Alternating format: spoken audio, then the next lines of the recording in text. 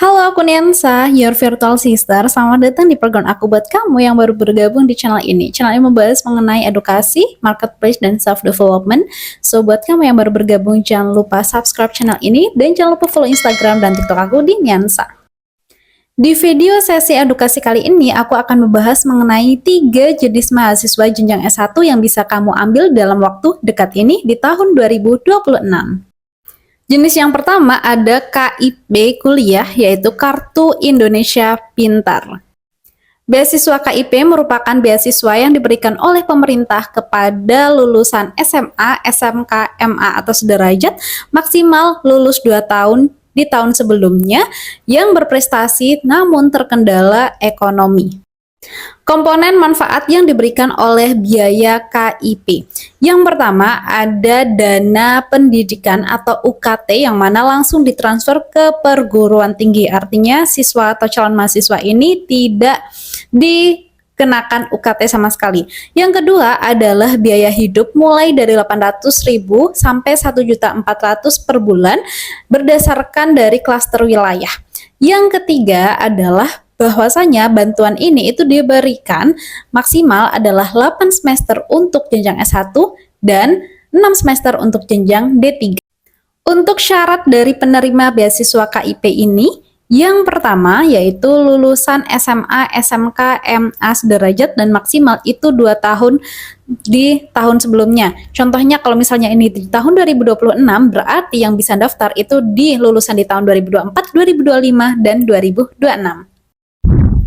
Untuk syarat pesertanya, itu yang pertama lulusan SMA, SMK, MA pada tahun 2026, 2025, dan 2024. Kemudian yang kedua, lulus seleksi PTN maupun PTS pada prodi yang terakreditasi. Kemudian yang ketiga, berasal dari keluarga yang kurang mampu ditandai dengan adanya KIP pada saat SMA, kemudian kartu keluarga sejahtera, dan apabila kedua orang tua kalau digabungkan penghasilan kotornya itu masih di bawah 4 juta rupiah. Untuk beasiswa KIP sendiri itu tidak dipungut biaya apapun, dan kalau misal kalian berminat mendaftar, kalian bisa langsung aja klik link yang ada di sini atau klik aja link yang ada di deskripsi aku. Yang kedua ada beasiswa unggulan. Buat teman-teman yang tidak keterima pada beasiswa KIP, teman-teman bisa coba di beasiswa unggulan. Jadi beasiswa unggulan adalah beasiswa atau bantuan pendidikan penuh untuk jenjang S1, baik untuk mahasiswa baru maupun mahasiswa ongoing pada perguruan tinggi, baik itu di dalam negeri maupun luar negeri. Beasiswa ini diberikan oleh masyarakat yang berprestasi, baik itu mahasiswa baru atau mahasiswa ongoing dengan maksimal semester 3. Bantuan dari beasiswa ini terdiri dari pembayaran UKT secara penuh, kemudian biaya hidup dan biaya buku sesuai dengan kebijakan setiap kampus. Untuk syarat dari beasiswa ini, yang pertama itu ada KTP, yang kedua itu ada KTM untuk mahasiswa ongoing, kemudian ada juga KHS, kemudian ada surat keterangan aktif, kemudian juga ada yang namanya sertifikat bahasa, kemudian ada sertifikat bahasa Indonesia, kemudian juga ada IC, jadi bisa dipersiapkan untuk IC-nya. Untuk IPK yang diperlukan itu minimal adalah 3, dan untuk prestasinya itu bisa akademik maupun non-akademik. Untuk tambahan, itu wajib ada surat rekomendasi. Untuk mahasiswa baru bisa minta surat rekomendasi pada guru SMA sebelumnya, atau untuk mahasiswa yang sekarang masih ongoing di semester 2 atau semester 3 bisa minta ke dosen. Untuk link pendaftarannya itu ada di websitenya ini, atau kalian bisa langsung klik aja link yang ada di deskripsi box. Kemudian yang ketiga adalah beasiswa Bank Indonesia. Beasiswa Bank Indonesia merupakan bantuan dana pendidikan maupun pembinaan dari Bank Indonesia kepada mahasiswa jenjang S1 atau D4 atau minimal yang sudah menempuh sampai 40 SKS pada PTN maupun PTS Mitra.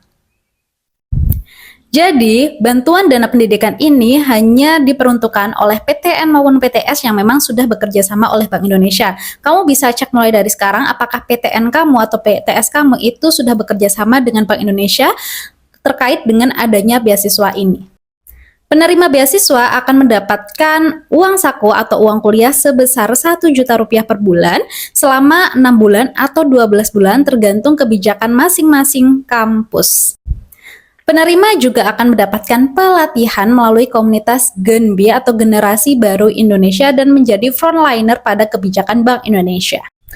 Untuk beasiswa Bank Indonesia ini biasanya dibuka pada awal April, pertengahan April, atau bahkan Mei. Jadi bisa cek aja untuk kampus kamu apakah sudah masuk atau belum, karena ini tuh tetap tergantung pada kampus masing-masing. Persyaratan umumnya yang pertama, mahasiswa itu aktif baik itu jenjang S1 maupun D4 dengan minimal semester ada di semester 3 atau mahasiswa tersebut sudah menempuh 40 SKS. Kemudian yang kedua, memiliki nilai IPK sekitar 3,5. Kemudian yang ketiga, tidak menerima beasiswa lain, dan yang keempat, ketika penetapan beasiswa umurnya itu masih di sekitar maksimal 23 sampai 24 tahun. Selain dana pendidikan dan pelatihan kepemimpinan, untuk penerima beasiswa ini diberikan kesempatan untuk magang di Bank Indonesia terdekat. Untuk informasi pendaftaran dari beasiswa Bank Indonesia ini bisa dicek di kampus masing-masing. Kalian bisa langsung aja masuk ke website resmi dari kampus masing-masing. Nah, itu dia 3 beasiswa yang bisa kamu coba dalam waktu dekat ini. Kamu juga bisa rajin-rajin cek di website kampus masing-masing kira-kira beasiswa apa aja sih yang memang bekerja sama pada kampus kamu. Karena biasanya banyak banget perusahaan swasta yang memang bekerja pada kampus, bekerja sama dengan kampus tertentu untuk pengadaan beasiswa ini. Nah, mungkin gitu aja video aku kali ini. Kalau kamu rasa video ini bermanfaat, jangan lupa like dan share video ini ke sobat mahasiswa lainnya. Dan apabila kamu ngerasa ingin ada yang didiskusikan, pertanyaan dan sebagainya, kalian langsung komen aja di kolom komentar. Buat teman-teman yang baru bergabung, jangan lupa subscribe. Dan jangan lupa follow Instagram dan TikTok aku di Niansa. Thanks for watching and see you again. Bye-bye!